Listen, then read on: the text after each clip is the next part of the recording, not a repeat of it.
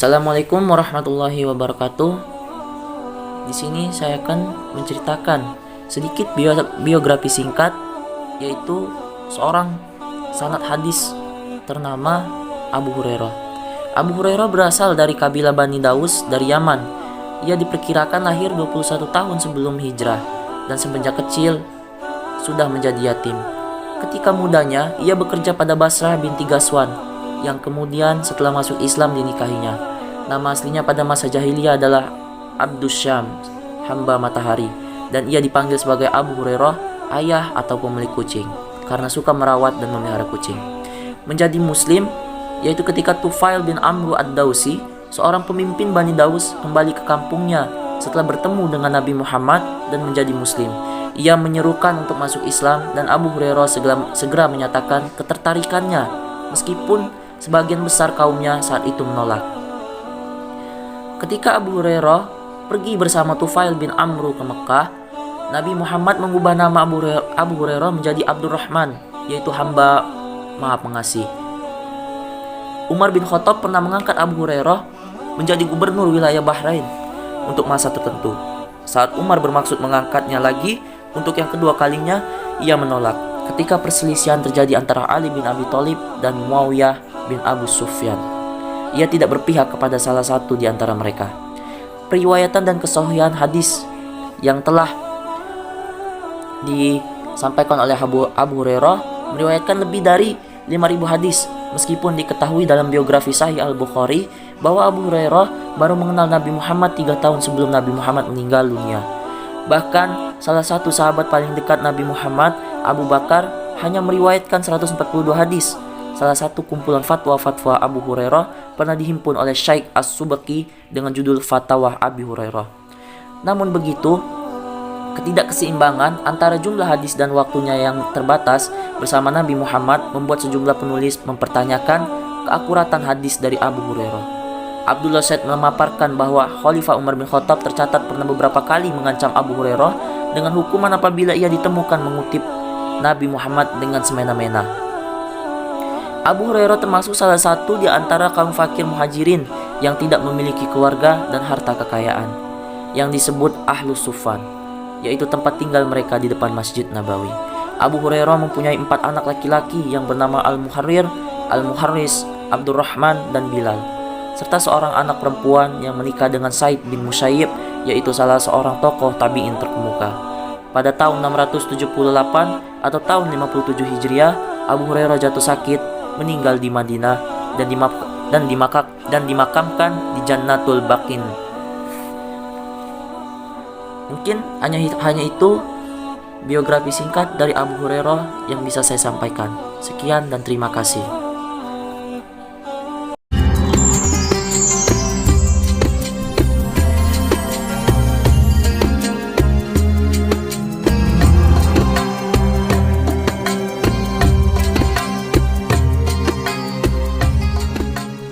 Baiklah, assalamualaikum warahmatullahi wabarakatuh. Di sini saya akan menceritakan sedikit biografi singkat tentang Imam Al-Bukhari. Imam Al-Bukhari adalah ahli hadis termasyhur. Imam Bukhari lahir pada 13 Syawal 194 Hijriah di Bukhara, yang bertepatan dengan tanggal 21 Juli 810 Masehi. Imam Bukhari, atau yang sering dipanggil Amirul Mukminin fil Hadis atau pemimpin kaum mukmin dalam hal ilmu hadis, beliau memiliki nama lengkap Abu Abdullah Muhammad bin Ismail bin Ibrahim bin Al-Mughirah bin Barzizbah Al-Ju'fi. Abu Abdullah Muhammad bin Ismail telah kehilangan ayahnya sewaktu beliau masih usia dini. Tak lama setelah ditinggal wafat ayahnya, Abu Abdullah Muhammad mendapat cobaan yang sangat berat. Abu Abdullah Muhammad mengalami sakit yang teramat di kedua matanya, sehingga menyebabkan beliau menjadi tunanetra. Dengan doa ibu yang sangat khusyuk dan atas izin Allah Subhanahu wa taala, kun fayakun, alhamdulillah, Abu Abdullah Muhammad dapat melihat lagi seperti dahulu kala. Sekitar 16 tahun, Abu Abdullah Muhammad telah menghafal banyak kitab dari ulama yang terkenal.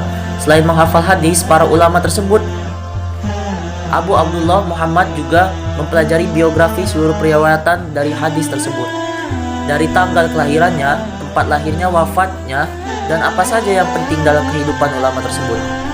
Pada usia ini, yaitu 16 tahun, Imam Bukhari pergi ke Mekah bersama kakak dan ibunya untuk menunaikan ibadah haji. Setelah ibadah haji selesai, Imam Bukhari tidak ikut pulang ke kampung halamannya bersama ibu dan kakaknya. Beliau tetap tinggal di Mekah untuk menuntut ilmu. Disinilah Imam Bukhari mendalami hadis dari tokoh-tokoh ahli hadis seperti Al-Walid, Al-Azraqi, Ismail bin Salim, Al-Saiq, dan lain-lain. Imam Bukhari mulai menulis kitab Fadlaya Al-Sahabah wa Al-Tabi'in pada usia 18 tahun. Dan pada usia inilah beliau mulai hijrah ke Madinah untuk memperdalam hadis-hadis dari para ulama besar di sana. Salah satu kitab yang oleh Imam Bukhari di Madinah ialah kitab At-Tarikh Al-Kabir. Abu Abdullah Muhammad menulis biografi lebih dari 1000-an ulama dalam buku At-Tarikh tersebut. Imam Bukhari selalu sholat 2 rakaat setiap selesai menulis biografi ulama. Beberapa kota yang didatangi Imam Bukhari untuk menimba ilmu ataupun untuk bertemu dengan guru-gurunya adalah antara lain Mekah, Madinah, Syam, Baghdad, Wasit, Basrah, Bukhara, Kufah, Mesir, Hara, Naisapur, Qarasibah, Asqalan, Hims, dan Khurasan. Sewaktu Imam Bukhari menuntut ilmu, beliau sering dijadikan olok-olok oleh teman-temannya karena tidak pernah mencatat. Beliau hanya mendengarkan dan sekali bertanya oleh gurunya. Akan tetapi, Abu Abdullah Muhammad selalu sabar dan tidak pernah murka. Hingga suatu kali ada teman Abu Abdullah Muhammad yang sudah kelewatan, barulah mereka tercengang dengan kehebatan ingatan dari Abu Abdullah Muhammad tersebut. Abu Abdullah Muhammad diakui memiliki daya ingat yang sangat tinggi. Abu Abdullah Muhammad tidak pernah mencatat apapun yang gurunya sampaikan. Akan tetapi, Abu Abdullah Muhammad dapat menghafal 15.000 hadis di luar kepalanya dengan lengkap, serta apa saja keterangan gurunya yang disampaikannya. Abu Abdullah Muhammad pernah berkata, "Saya tidak akan meriwayatkan hadis yang aku terima dari sahabat dan tabi'in sebelum mengetahui tanggal lahirnya, hari wafatnya, dan tempat tinggalnya. Aku juga tidak akan meriwayatkan hadis mauquf dari sahabat dan tabi'in kecuali ada dasarnya yang ku ketahui dari kitabullah dan sunnah Rasulullah." Wafatnya Abu Abdullah Muhammad yaitu pada tanggal 31 Masehi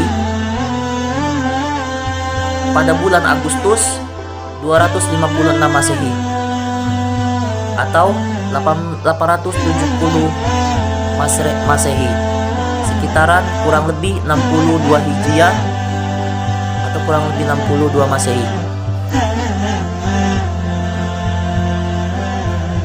Tempat makamnya yaitu bertempatan di Kartang, negara Kartang, Semarkand. Mungkin hanya ini yang dapat saya ceritakan tentang biografi singkat Imam Bukhari.